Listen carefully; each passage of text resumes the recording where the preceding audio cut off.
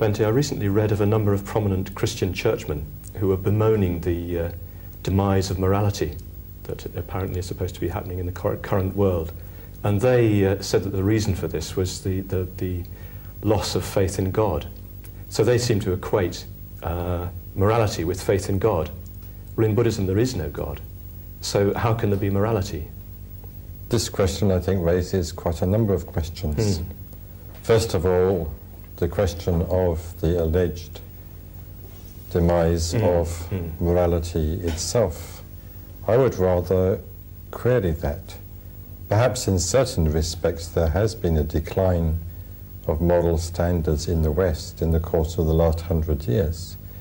But one could argue that in certain respects, from a Buddhist point of view at least, there has been an improvement in moral standards, sometimes in the very teeth of Christian opposition. For instance, with regards to the abolition of various very cruel punishments.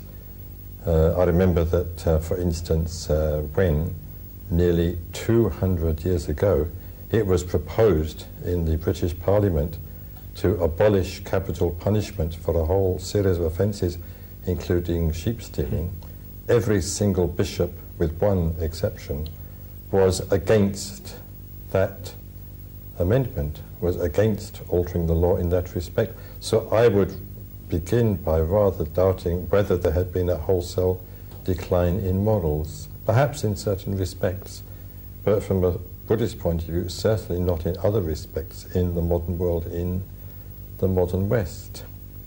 And of course, yes, churchmen do associate that alleged decline of moral standards with an absence of belief in God. But to that, there's quite a number of things that one could say.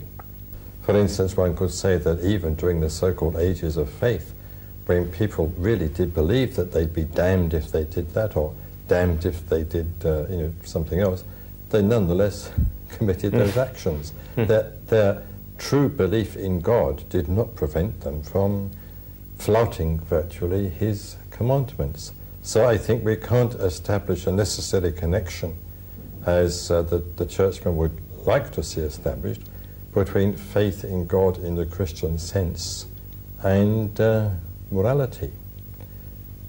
Quite aside from the question of what does really constitute morality.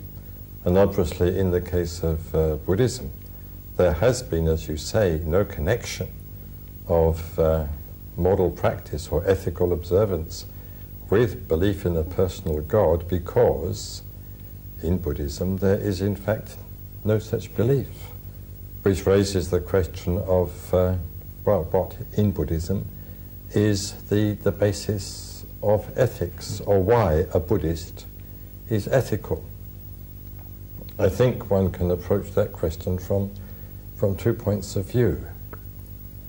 Both of them, I think, involving the law of causation, or the principle in Buddhist terms of that independence upon A, B arises. In the absence of A, B does not arise.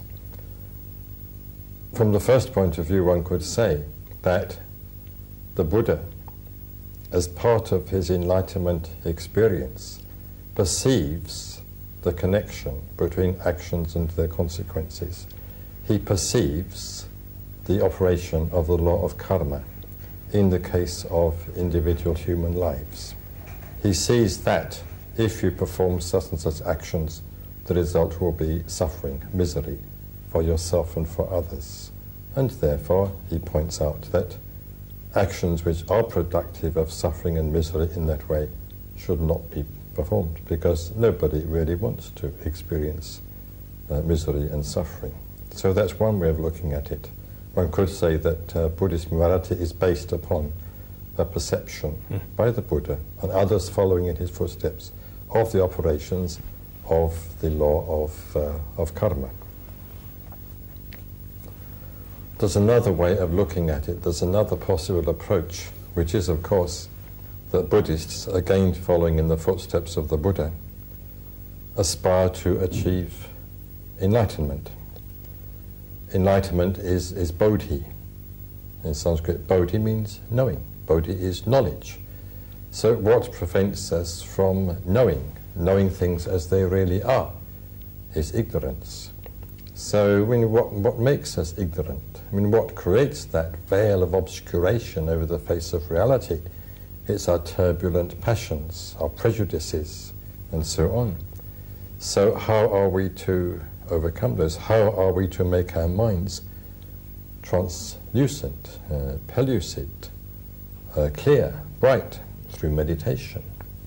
But is meditation possible when we are engaged in practicing all sorts of what would be called in this context unethical acts?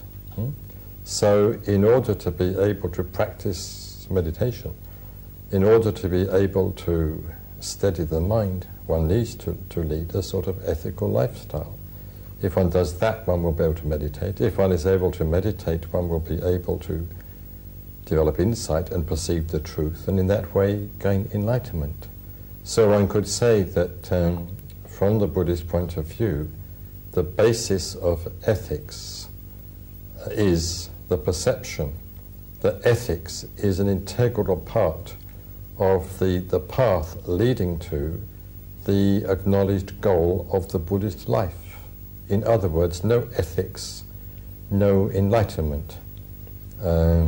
Meditation of course being necessary.